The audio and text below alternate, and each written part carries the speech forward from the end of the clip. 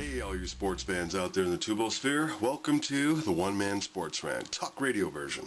I am your host, as it were, Will, the alternative ESPN Sports Throw. All right, so you know when you're getting this, it's going to be less than 3 minutes, so hear me out. Have to do a show, it's called the DMCA.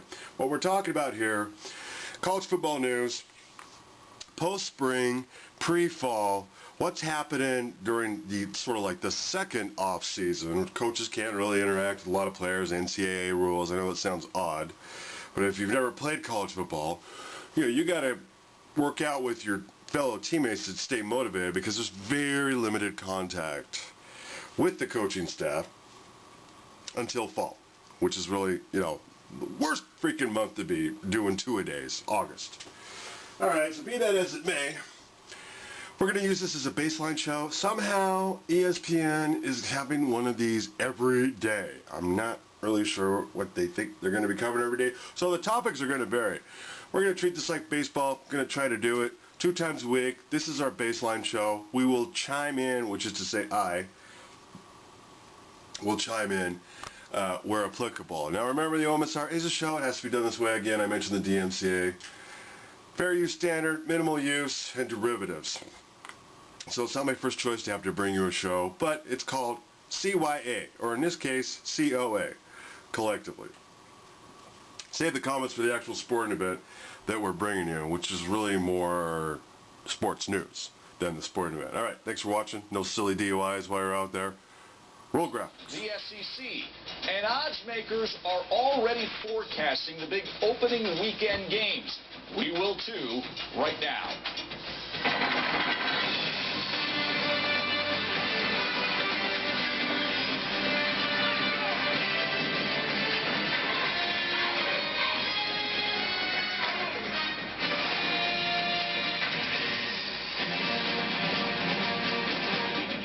Welcome to College Football Live. Joe Tessitore alongside Danny. You're comfortable talking about Florida State quarterbacks, right? A little bit.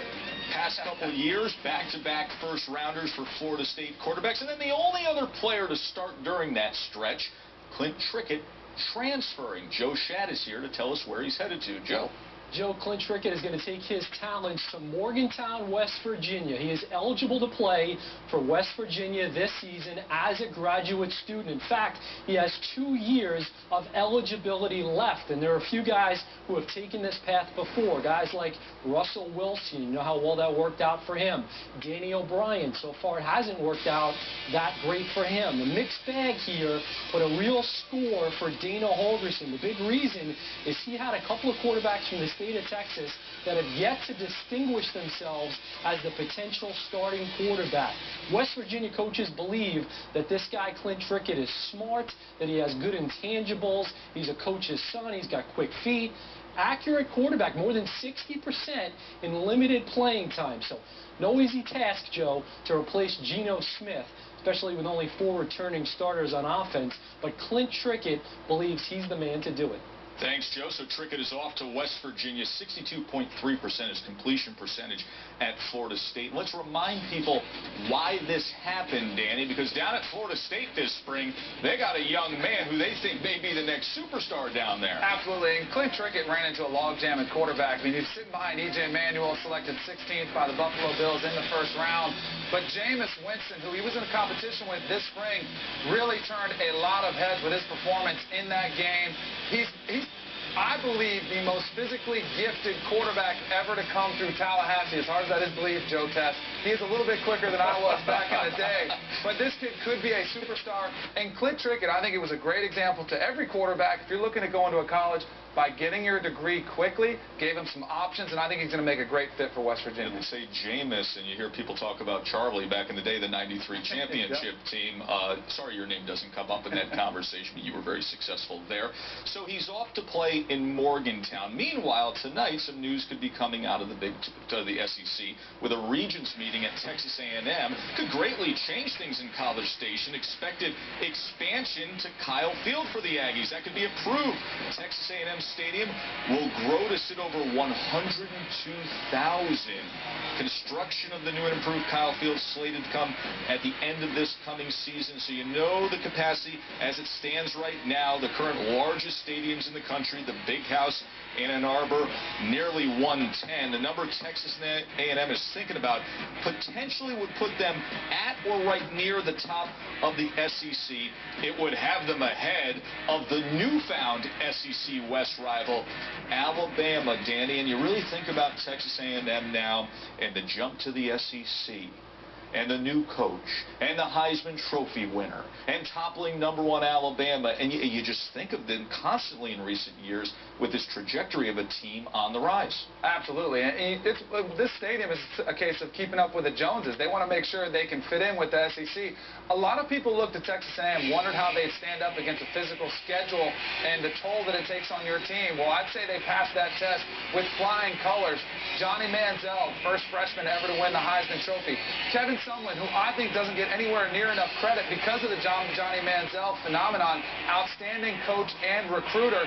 This team, I think the big question for them in the long term is, can they knock off Texas as the premier program in that state? And I think they have a great chance to. Texas has been a little bit on a downslide as of late, and this team is on the rise. They've got facilities, and it always helps to play in the SEC. We were tossing this around earlier and discussing things of programs carrying that label of a program on the rise, and you noted another program out there that you'd place right there. Absolutely. Louisville, this is a team that just jumps off the radar for me when you look at the upside to where they're going. For me, when they kept Charlie Strong there at the helm, that was a huge win for them. And Tom Juritz, their athletic director, shelled out a lot of money to keep him there, $3.7 million a year.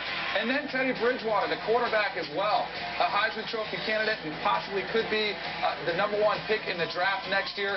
Those two combined, plus they're going to the ACC in 2014, it's a great upside for Louisville. And it always helps to have a basketball team winning championships too, right? And they absolutely. People look at this coming year, they say, boy, that's a schedule that they could run. Never too early to start thinking about the way games could go. And with week 1, one of the best opening week slates we have seen in recent years, those offshore bookmakers and the folks out in Vegas and the Vegas types, they're already putting forth lines. And the defending national champs starting the year off against Virginia Tech, and those in the know say that they are over 3 touchdowns better than the Hokies. Since this is our specialty, and covered this not too long ago, every one of these schools, with the exception of maybe North Carolina, I forget, they're all on the channel. That's why I'm saying to you guys, you can decide by looking at how they were, who's coming back, whatnot. And Hawaii. Maybe they even got them. But all these other ones, so that's what? Out of 6 listings, that's 12 schools, so 10 out of 12. Every one of these other schools we got in the bowl game. So I'm saying that's a toss-up. Georgia, Clemson, that's a toss-up. TCU, bye-bye LSU. Alabama, Virginia Tech. If Logan Thomas can get it together based on Alabama's spring game, that's on the channel too. It's hard to say. That's kind of a toss-up as well. USC at Hawaii? We're going to go with Hawaii. USC, since Pete Carroll.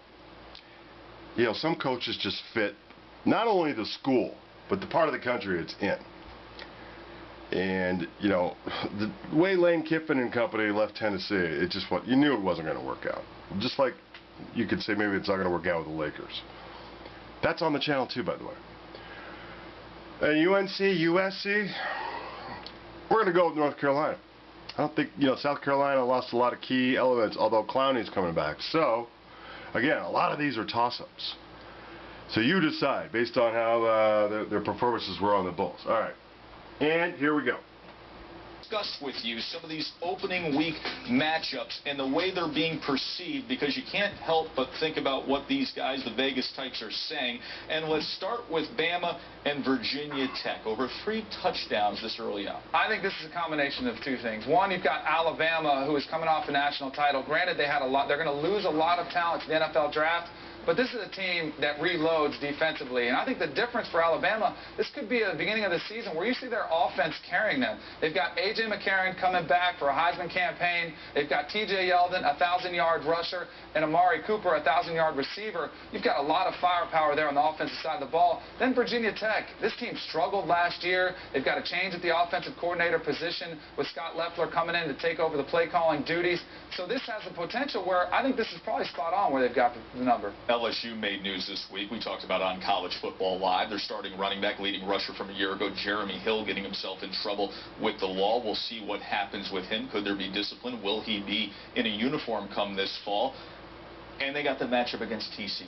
Yeah. Opening week, real attractive. TCU, a game that many are high on, and odds makers saying, they're almost a touchdown better than TCU. This game is really interesting because there's a lot of little side stories to this one. LSU having some off-the-field issues they're going to have to straighten out. But they've got Cam Cameron coming in, a new play caller, Zach Mettenberger, who started to show some signs of life with that passing game. Can they have the offense carry that defense? Again, a team that lost a tremendous amount of talent to the NFL draft. And then you've got TCU, Gary Patterson, a phenomenal coach.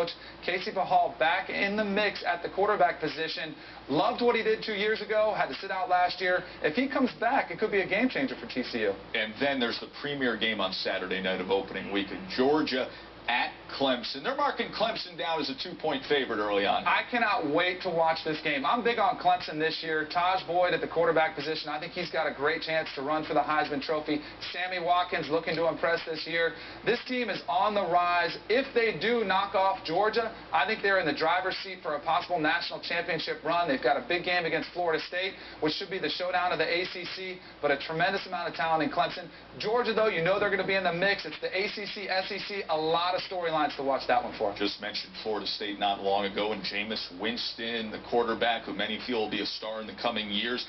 Opening weekend, we could see him under center against a Pitt team that just lost Ray Graham. Yeah. Russell Shell, who they thought was going to be the starting tailback, transferred out. They say Florida State over a touchdown better than Pitt. I think a lot of people are surprised this is not a bigger difference in the two teams with the number you're looking at. But Florida State, there are several question marks. One, Jameis Winston, he looked great in the spring game, but this will be his first start on national television in prime time, and we still don't know what we're going to get.